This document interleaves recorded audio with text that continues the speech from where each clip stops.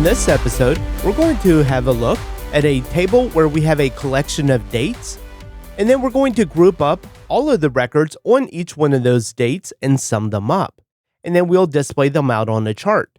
However, we are going to have a little twist here because we also want to be able to forecast a certain number of days forward, and then also see what those predictions are.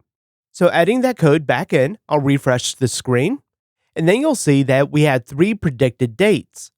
And you'll see if we scroll down, we also have a forecasted amount on each one of those days. And it's going back at all of the previous history to come up with those numbers.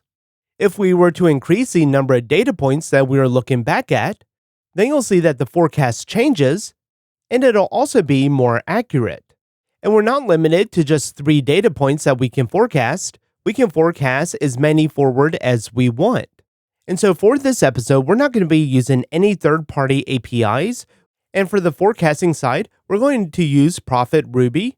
And for the charting library, we're going to create a stimulus controller that's wrapping around Chart.js. And I was thinking about using the Chartkick gem as well for this. However, I've used Chartkick in the past, and I wanted to see what a pure Chartkick.js implementation would look like.